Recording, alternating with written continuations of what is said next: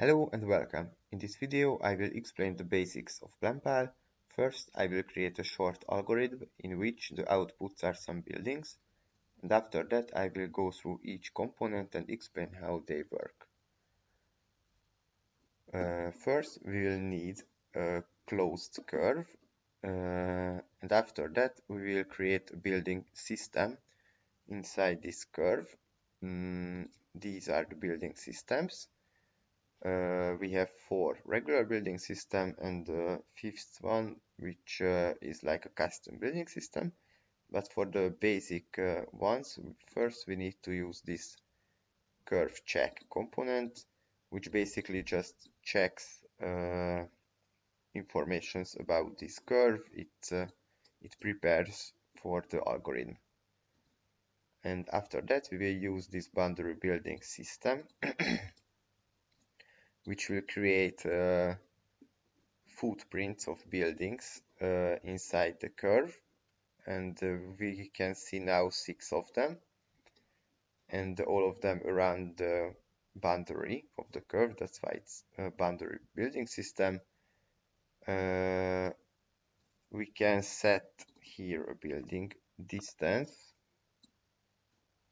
in order to see how this component works. And after that we have building complexes, 6 building complexes, as you can see, which means that it's not complete buildings yet, because we can divide it further into buildings, which will be done with this component, building complex to building component. As you can see, if you just simply plug it in here, we really can't see any difference, except the outputs are now not building complexes but buildings with an ID. Everything has a unique ID, but as I just told you, we can further divide a building complex into buildings with this minimum building length value. So let me just set 25-meter minimum building length. And now you can see one building complex was divided into 3 buildings.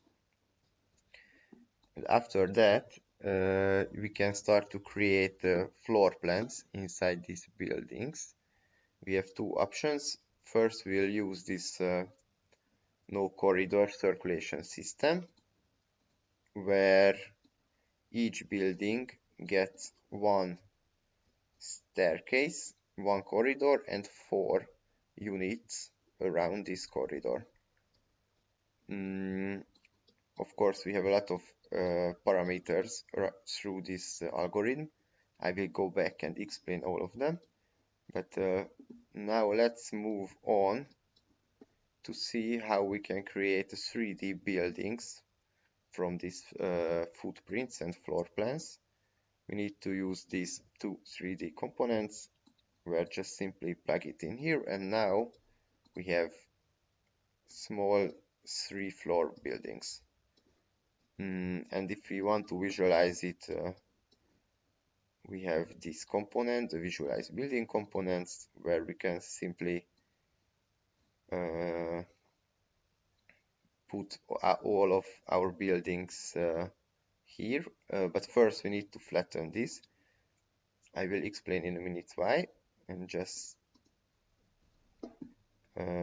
disable the preview, and we need to use 4 of this custom preview component in order to see our buildings.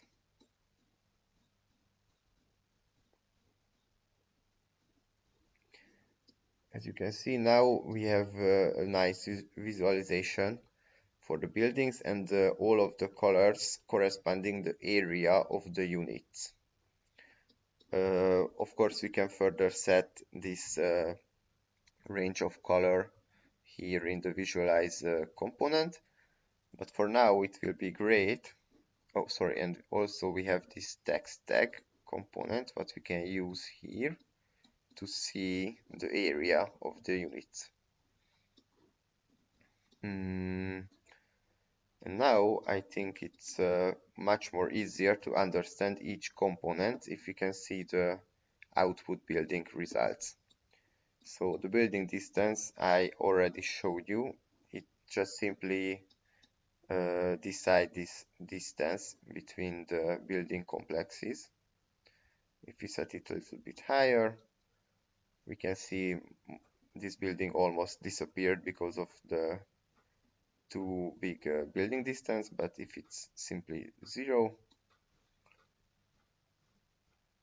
the building will touch each other, yes. Let's go back to 10, for example, and after that we have this unit depth 0, 1, and the corridor width, where the unit depth is this distance of these units. So for example, if I just both of them are 7 by default, 7 meters, and I can put here a bigger number, for example 10, and you will see how the building change. As you can see, this unit, the outer units, all of them get a little bit bigger. And if I set, for example, a very small number for the unit depth 1, you can see the other units will change. 3 meters, it's obviously not a realistic number, but now you can see this is the inner units are the unit depth 1 and the outer is the unit depth 0. But let's put both of them to 10, which will create these very thick buildings. And obviously the corridor width determining these small corridors, and this orientation is the width. So let's make it also a little bit thicker. And now you can see it's a 4-meter wide corridor. Okay, let's go back because this 10-meter depth of unit is way too big.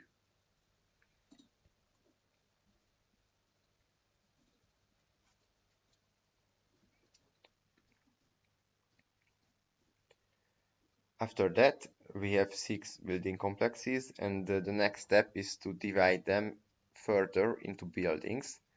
This is not, the division is not necessary.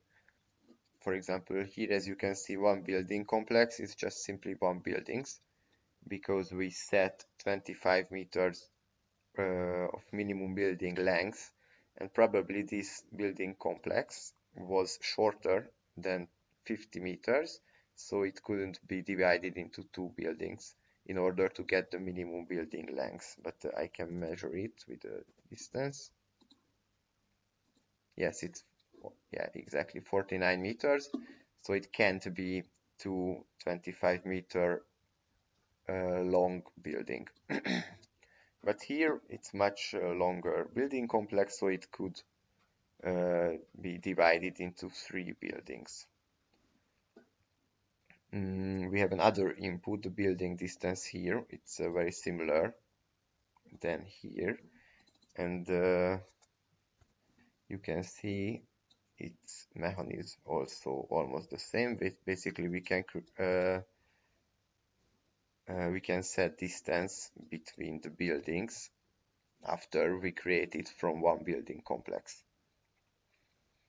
And next we have this cutting lines input, where we can define a line inside the buildable area where the building complex has to be cut. So for example, if I just remove this minimum building length, and we will see just each building complex is just one building, so no further division happened.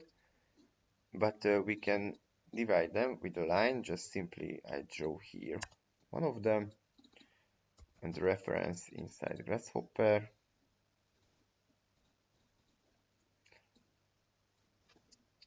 And now I have 2 buildings inside one building complex, and in the exact location where I set my cutting lines. And also you can see here it's cut it small pieces out of this building complex, and it's filtered out. Here we can see a minimum area of buildings is 70 square meters. And still it's work with the minimum building length parallelly. So we can divide our buildings into 25-meter length buildings and also cut them with the custom line.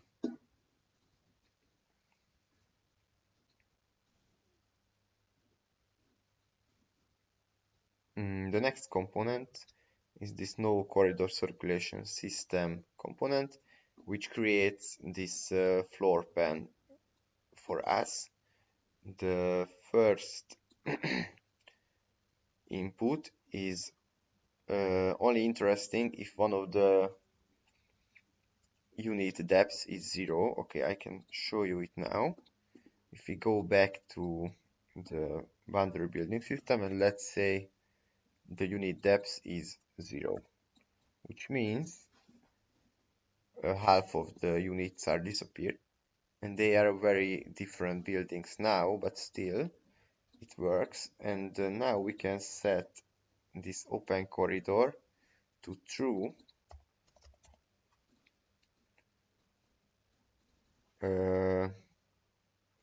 which will visually means that we have this one surface of corridor instead of B-wrap. But on the other hand, later, when we create windows, we will be able to create windows on more side of the buildings, not just outside, but where the corridor meets the buildings.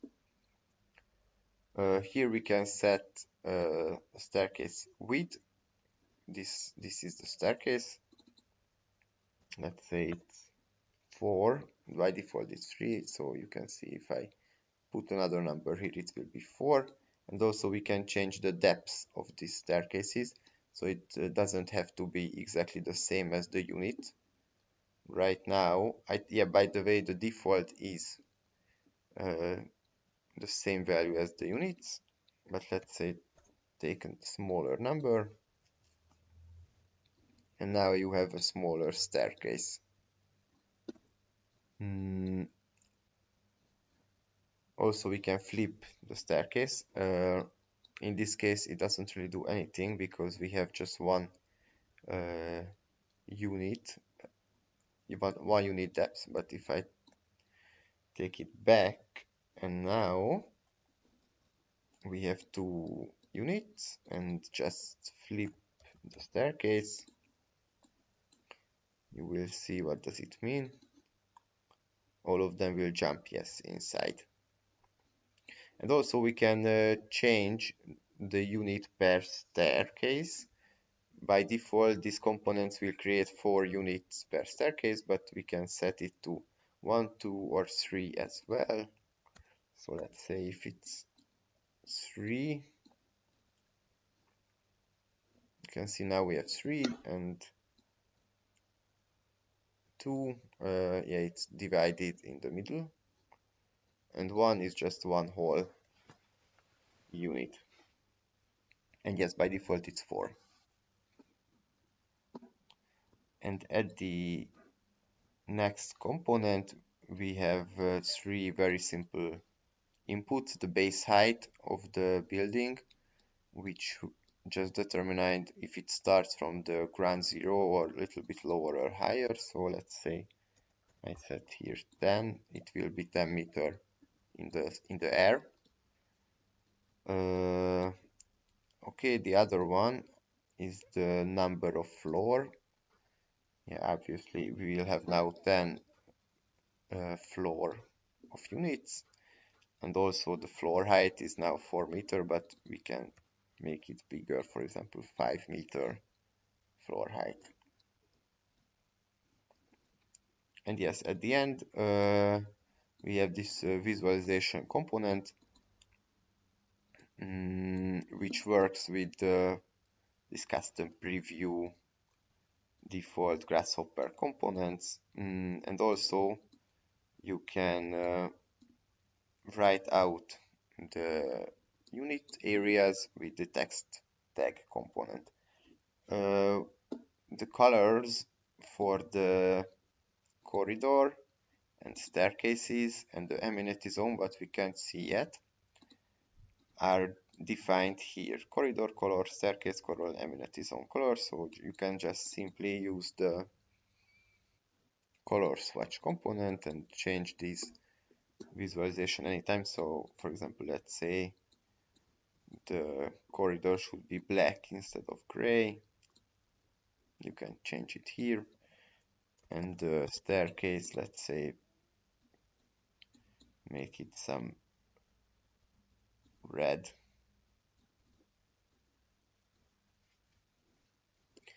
And also you can change the text color. Right now it's black. And for the units, they are colored according to their area. And just simply change this hue domain A and hue domain B value, and this saturation will give you different range of colors for visualization. And yes, these are the basic mechanisms of PlanPal. Thank you for watching. In the next video, I will explain further different components.